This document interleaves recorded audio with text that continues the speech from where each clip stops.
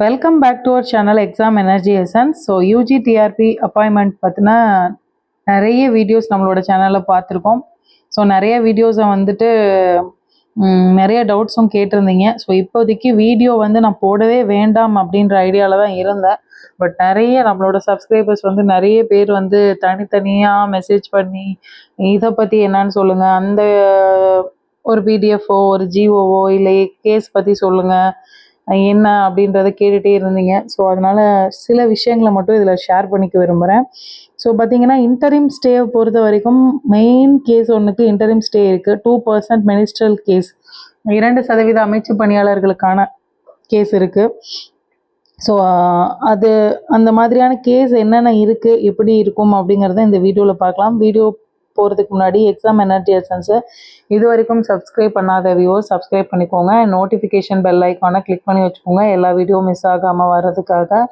So இதுக்கு மேலே இப்போ வந்து டிஆர்பி டெட்டு டிஎன்பிசி இதுக்கெல்லாம் படிச்சுட்ருக்கவங்க, இதுக்கு மேலே அடுத்த எக்ஸாமுக்கு படிக்க விரும்புகிறவங்க கண்டிப்பாக நம்ம சேனலை இது வரைக்கும் சப்ஸ்கிரைப் பண்ணாமல் நம்ம சேனலுக்கு நியூவாக இருந்தீங்க அப்படின்னா கண்டிப்பாக சப்ஸ்கிரைப் பண்ணிக்கோங்க. எக்ஸாம் எனர்ஜி எசன்ஸ் அப்படிங்கிற இன்ஸ்டாகிராம் பேஜையும் ஃபாலோ பண்ணிக்கோங்க. ஸோ இன்ஸ்டாகிராம் பேஜை பொறுத்த வரைக்கும் இன்னும் சில ஷார்ட் அண்ட் ஸ்வீட்டான நிறைய விஷயங்களை வந்து நம்ம ஷேர் பண்ணிகிட்ருக்கோம்.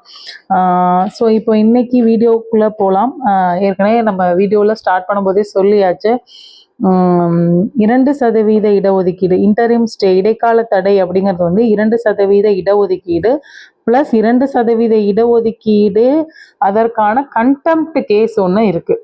ஸோ நீதிமன்ற உத்தரவை இடைக்கால தடையை மீறி பணி ஆணை கொடுத்ததற்கான கண்டெம்ப்ட் கேஸ் ஒன்று இருக்குது. ஸோ இது ரெண்டுக்கான தீர்ப்பு வரணும். அதற்கு அடுத்து டெட் ப்ரமோஷன் கேஸ், அது என்னன்றது ஏற்கனவே நம்ம ப்ரீவியஸ் வீடியோஸில் நிறைய ஷேர் பண்ணியிருக்கோம். டெட்டு பதவி தலைமை ஆசிரியர் தகுதி தேர்வு தலைமை ஆசிரியர் பதவி உயர்வுக்கு தகுதி தேர்வு அவசியம் இல்லை அப்படிங்கிற 2 வாதங்களோட கேஸ் வந்துட்டு உங்களுக்கு சுப்ரீம் கோர்ட்டில் இருக்குது. ஸோ அதோட தீர்ப்பு வந்து எல்லா வகையான டெட் ரிலேட்டடான அப்பாயின்மெண்ட்ஸுக்கும் சரி நோட்டிஃபிகேஷன்ஸுக்கும் சரி வெயிட்டிங்கில் இருக்கிறதுனால நம்ம அதையும் மனசில் வச்சுட்டு கவனிக்க வேண்டியதான இருக்குது. அடுத்து நம்ம சொன்ன மாதிரி கண்டெம்ப்ட் கேஸு, இன்னும் தமிழ் எலிஜிபிலிட்டி டெஸ்ட்டுக்கான ஒரு கண்டெம்ப்ட் கேஸ் ஒன்று ஃபைல் பண்ணியிருக்காங்க, சமீபத்தில் ஃபைல் பண்ணியிருக்காங்க. ஸோ அதுலேயும் இன்டரிம் ஸ்டே வந்து கொடுக்கப்பட்டிருக்கு.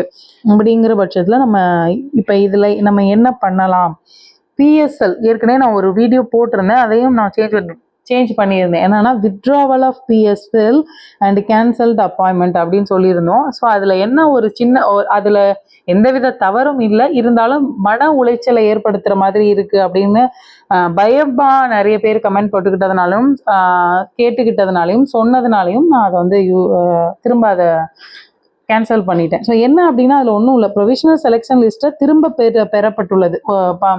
நமக்கு அனுப்பப்பட்ட இதில் டிஆர்பிக்கு அனுப்பப்பட்ட ப்ரொவிஷனல் செலெக்ஷன் லிஸ்ட்டை வித்ட்ரா பண்ணியிருக்காங்க, திரும்ப அனுப்புகிறோம் அப்படின்னு சொல்லியிருக்காங்க. ஏன்னா இடைக்கால தடை இருக்கும்போது நீங்கள் எப்படி யூசர் டிபார்ட்மெண்ட்டுக்கு அதை அனுப்புனீங்கன்ற கேள்வி வந்ததுனால அதை திரும்ப பெறப்பட்டிருக்காங்க. அதே மாதிரி அந்த ப்ரொவிஷனல் செலெக்ஷன் லிஸ்ட்டை வச்சு போடப்பட்ட 16 அப்பாயின்மெண்ட் ஆதி திராவிடர் வெல்ஃபேரில் அதையும் ஸ்டாப் பண்ணியிருக்காங்க. அவ்வளோதான். இப்போ இந்த ப்ரொவிஷனல் செலெக்ஷன் லிஸ்ட் வந்து வித்ட்ரா பண்ணிட்டு எதுவும் பெரிய சேஞ்சஸ் எல்லாம் இருக்காது, அப்படியே தான் நமக்கு திரும்ப வரப்போகுது. அவங்க வந்து அந்த கண்டெம்ப்ட், அதாவது தீர்ப்புக்கு நடுவுல தீர்ப்பு முடிவா வராத போது கேஸ் பெண்டிங்ல இருக்கும்போது அது அனுப்பப்பட்டதுனால அதை திரும்ப பெற்றிருக்காங்க. திரும்பவும் அதை வந்து கேஸை வந்து அந்த லிஸ்ட்டை வந்து யூசர் டிபார்ட்மெண்ட்டுக்கு அனுப்புனதுக்கு அப்புறமா, இந்த கேஸ் எல்லாம் ஒரு முடிவுக்கு வந்ததுக்கு அப்புறமா யூசர் டிபார்ட்மெண்ட் அனுப்புனதுக்கு அப்புறமா நம்ம ப்ரொவிஷனல் செலெக்ஷன் லிஸ்ட்ல இருக்கிறவங்களுக்கு அவங்க செலக்ட் ஆன அதே டிபார்ட்மெண்ட்டுக்கு நமக்கு அப்பாயின்மெண்ட் ஆகிறதுக்கான வாய்ப்புகள் அதிகம். இந்த கேசஸ் வந்து நம்மளோட செலக்டட் கேண்டிடேட்ஸோட எந்தவித அப்பாயின்மெண்ட்டுக்கான உரிமையையோ அப்பாயின்மெண்ட்டை முடியாதுன்னு சொல்றதுக்கான விஷயங்கள் மிகவும் குறைவு இருக்காது.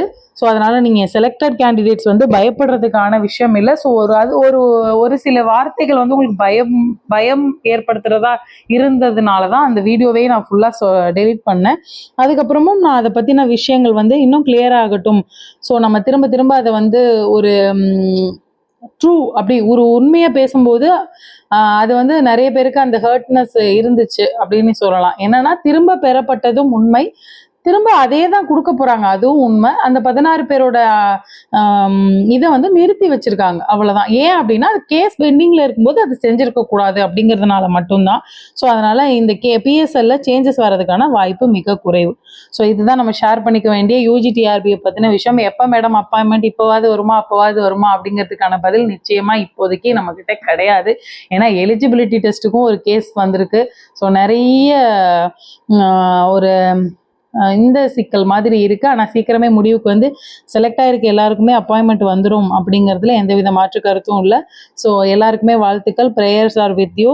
எக்ஸாம் எனர்ஜி எசன்ஸை இது வரைக்கும் சப்ஸ்கிரைப் பண்ணாத வியூவர்ஸ் இருந்தால் சப்ஸ்கிரைப் பண்ணிக்கோங்க. நோட்டிஃபிகேஷன் பெல் ஐக்கானை கிளிக் பண்ணிக்கோங்க. நம்மளோட சேனலுக்கு நியூவாக இருந்துச்சுன்னா, உங்களுக்கு பிடிச்சிருந்துச்சுன்னா கண்டிப்பாக கமெண்ட் பண்ணுங்கள் அண்ட் உங்கள் ஃப்ரெண்ட்ஸுக்கு ஷேர் பண்ணுங்கள்.